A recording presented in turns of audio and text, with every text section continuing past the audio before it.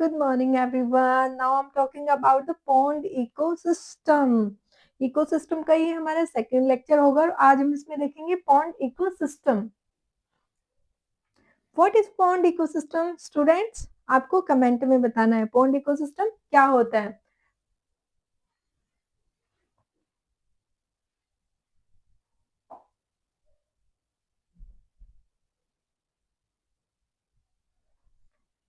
किसी भी इकोसिस्टम के 4 पार्ट्स होते हैं. फर्स्ट इज द प्रोडक्टिविटी, जिसमें प्रोडक्शन ऑफ फूड होता है. सेकंड इज द डीकम्पोजिशन, जहाँ पर डीकम्पोजर्स होते हैं, डीकम्पोज कर देते हैं everything. And the third is the energy flow. और fourth is the nutrition cycle. To understand the ethos of an aquatic ecosystem, aquatic ecosystem को हम देखेंगे. And let us take a small pond ecosystem. तो हम देखेंगे pond ecosystem को. This is fairly a self sustainable, यानी कि self sustainable means self depend. What the mean of self sustainable? Self depend. ये सेल्फ डिपेंड होता है, मतलब एनर्जी के लिए किसी पर डिपेंड नहीं करता है. प्रोड्यूसर्स भी इसमें इसी पॉन्ड के अंदर होते हैं, कंज्यूमर्स भी इसी पॉइंट के अंदर होते हैं, एंड द डीकम्पोजर्स भी यहीं पर होते हैं. Unit and rather simple example that explain even the complex interaction that exist in an aquatic ecosystem. A pond is a shallow water body. Shallow water body मतलब छिछला पानी, मतलब जो बहुत गहरा नहीं होता, बहुत डीप नहीं होता है. In which all the above mention 4 basic component of an ecosystem. तो 4 basic components कौन कौन से होते हैं बच्चे किसी भी ecosystem के?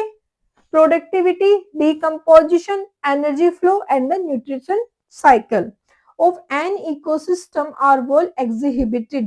The abiotic component and the biotic component. Ecosystem क्या होता है? जहां पर बायोटिक कंपोनेंट और एबायोटिक कंपोनेंट आपस में इंटरेक्ट करके सम फिजिकल बॉडी बनाते हैं. तो abiotic component is that like temperature,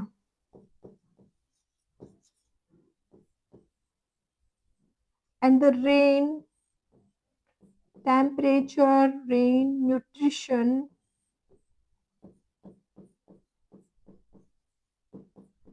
and air and wind etc. pH. Okay, is the abiotic component is the water with all the dissolved inorganic and the organic substance and the rich soil deposit at the bottom on the pond. जो rich soil होती है बच्चों, जिसमें बहुत सारे organic and the inorganic components या substance dissolve होते हैं, घुले होते हैं, वो कहाँ पर होते हैं? पॉन्ड की तली में होती है, ठीक है, बॉटम पर होती है. The solar input, the cycle of temperature, day length and the other climate conditions regulate the rate of the function of the entire pond. Solar input कैसा है? जो सोलर का इनपुट है वो कम है या ज्यादा है, वो रेगुलेट करेगा पॉन्ड के इकोसिस्टम को. अगर सोलर का इनपुट कम है तो फोटोसिंथेसिस कम होंगे, फोटोसिंथेसिस कम होंगे तो प्रोड्यूसर्स बहुत कम होंगे, प्रोड्यूसर्स कम होंगे तो कंज्यूमर नहीं होगा क्योंकि उनको फूड नहीं मिलेगा. And the cycle of temperature, temperature कैसा है? हाई टेम्परेचर है या लो टेम्परेचर है? डे की लेंथ कैसी है? दिन लंबा है या छोटा है? अगर दिन लंबा है तो उसमें सनलाइट आपको ज्यादा मिलेगी, तो ज्यादा मिलेगी, फोटोसिंथेसिस ज्यादा होगा तो फूड ज्यादा होगा, प्रोड्यूसर्स ज्यादा होंगे, प्रोड्यूसर्स ज्यादा होंगे. जब फूड फूड ज्यादा होगा तो कंज्यूमर्स भी ज्यादा होंगे. अदर क्लाइमेट कंडीशंस रेगुलेट, और जो अदर क्लाइमेट की कंडीशंस हैं वो रेगुलेट करती है the rate of the function of entire ecosystem, entire pond के इकोसिस्टम को. एनर्जी इनपुट ज्यादा है तो प्रोड्यूसर्स ज्यादा है, प्रोड्यूसर्स ज्यादा है तो कंज्यूमर ज्यादा है, कंज्यूमर ज्यादा है तो डीकम्पोजर्स ज्यादा है, क्योंकि डीकम्पोजिशन ज्यादा होगा तो एनर्जी का फ्लो ज्यादा है. ठीक है, तो जितना ज्यादा सनलाइट होगी, मिनरल्स होंगे, न्यूट्रिशंस होंगे, उतना ज्यादा पॉन्ड इकोसिस्टम हेल्थी होगा. The autotrophs component include the phytoplanktons. Autotrophs क्या होते हैं बच्चों? फाइटोप्लैंक्टन्स होते हैं, ऑटोट्रॉप्स होते हैं, जो होती हैं some algae, okay, and some plants होते हैं जो वाटर प्लांट्स होते हैं, जैसे कुछ बॉटम के प्लांट्स होते हैं वाटर के, कुछ जो ऐसे फ्री फ्लोटिंग प्लांट होते हैं, कुछ एजेस पर किनारों पर प्लांट्स होते हैं, कुछ एल्गीज होती है, वो होती है ऑटोट्रॉप्स होते हैं। सम एल्गी एंड फ्लोटिंग, कुछ एल्गी होते हैं, फाइटोप्लैंक्टन्स होते हैं, कुछ एल्गी होती है, कुछ फ्री फ्लोटिंग प्लांट्स होते हैं, सो कुछ सबमर्ज जो आधे डूबे रहते हैं और आधे तैरते रहते हैं, कुछ मार्जिनल प्लांट्स होते हैं जो किनारों पर होते हैं। The consumer are represented by zooplankton, जो कंज्यूमर्स होते हैं वो जू प्लैंक्टन होते हैं, जो ऑटोट्रोप्स फाइटोप्लैंक्टन पर फीड करते हैं। द फ्री स्विमिंग होते हैं, ये जो जू प्लैंक्टन होते हैं ये फ्री स्विमर होते हैं, जो बॉटम में मिलते हैं। द डीकम्पोजर्स आर फंजाई, जो डीकम्पोजर्स होते हैं वो क्या होते हैं? फंजाई होते हैं, बैक्टीरिया होते हैं, द फ्लैजिलेट होते हैं। फ्लैजिलेट कौन होते हैं बच्चों? यूग्लिना, स्पेशली फ्लैजिलेट होते हैं abundant in the bottom of the pond, जो डीकम्पोजर्स होते हैं वो पॉन्ड में मिलते हैं। This system performs all the function of any ecosystem and the biosphere as whole. Conservation, अच्छा मैं आपको नेक्स्ट दिखाती हूँ, फिर उसके बाद मैं ये बताती हूँ। ये एक पॉन्ड का स्ट्रक्चर है, पॉन्ड इकोसिस्टम मैंने बनाने की कोशिश की है। ये एक पॉन्ड है, पॉन्ड का ये क्या है? ये बॉटम है, बॉटम मतलब नीचे का जो एरिया होता है वो होता है बॉटम, इट्स बॉटम। बॉटम में क्या है? सोइल। देखो बच्चों, कहीं भी वाटर बॉडी होती है तो बॉटम में तो सोइल ही होगी ना, हल्की गीली चिपचिपी सोइल होगी। कोई भी, अगर कोई भी एनिमल या कोई भी प्लांट डिकम्पोज हो रहा है, सपोज वो यहाँ पर डिकम्पोज हुआ है, डिकम्पोज मतलब सड़ गल रहा है, तो डिकम्पोज होने के बाद उसके जो न्यूट्रिशन है वो तो नीचे ही जाएंगे ना, तो नीचे जाएंगे तो जो ये एरिया होता है, ये जो नीचे का बॉटम का एरिया होता है, इसकी जो सोइल होती है वो बहुत ही न्यूट्रिटिव होती है, उसमें बहुत ज्यादा न्यूट्रिशन एंड मिनरल्स होता है, ठीक है, न्यूट्रिशन रिच सोइल होती है ये नीचे। तो हमेशा जो फंजाई होते हैं, फंजाई बैक्टीरिया डिकम्पोजर्स कहाँ पर मिलते हैं?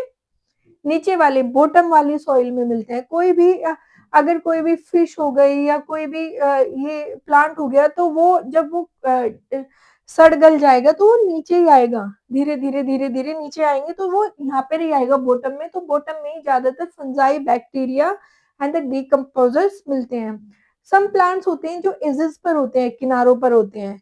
सम प्लांट्स होते हैं जो फ्री, जो नीचे होते हैं, ओके, बॉटम में होते हैं। सम प्लांट्स होते हैं जो फ्री फ्लोट करते हैं, लाइक सम एल्गीज होती हैं। सम प्लांट्स फ्री फ्लोट करते रहते हैं।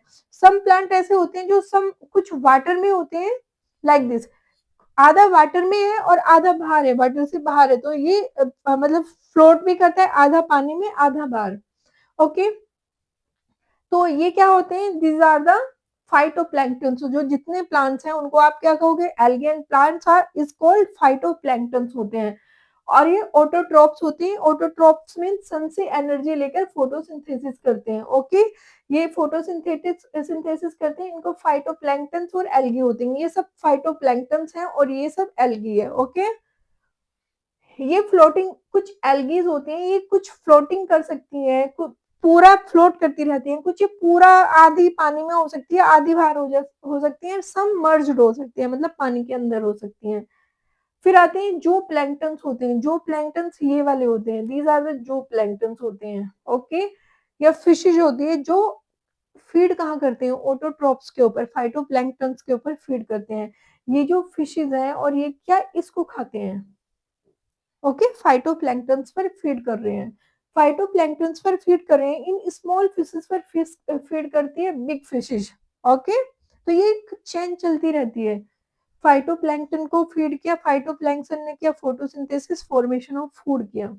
फिर फाइटोप्लैंक्टन को खाया जू प्लैंक्टन ने, जू प्लैंक्टन को खाया फिशेज ने, और फिशेज को खाया बिग फिशेज ने, ओके। फिर बात आती है, third is the decomposers. Decomposers कौन कौन होते हैं? डिकम्पोजर्स होते हैं fungi and the bacteria, okay. और ये मोस्टली पॉन्ड की बॉटम में जो न्यूट्रिशन रिच सॉइल होती है उसके बॉटम में मिलते हैं। तो ये बॉटम में क्या मिलते हैं? Fungi and the bacteria decomposers होते हैं, और ये ऑलवेज कहाँ मिलते हैं? बॉटम में मिलते हैं। जो इकोसिस्टम होता है, पॉन्ड का इकोसिस्टम होता है, उसके 4 बेसिक कंपोनेंट होते हैं। हर इकोसिस्टम के 4 बेसिक कंपोनेंट होते हैं। प्रोडक्टिविटी होती है। प्रोडक्टिविटी कितना फूड बना रहा है, ये कौन करता है? प्रोडक्टिविटी को प्रोड्यूसर्स करते हैं।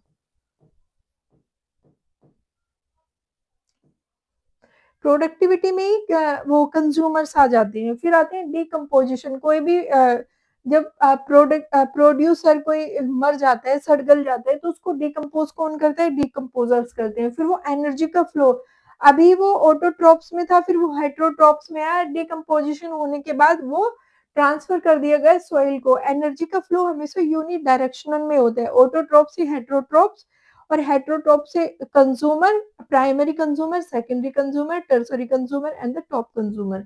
उसके बाद न्यूट्रिशन साइकिल चलता रहता है।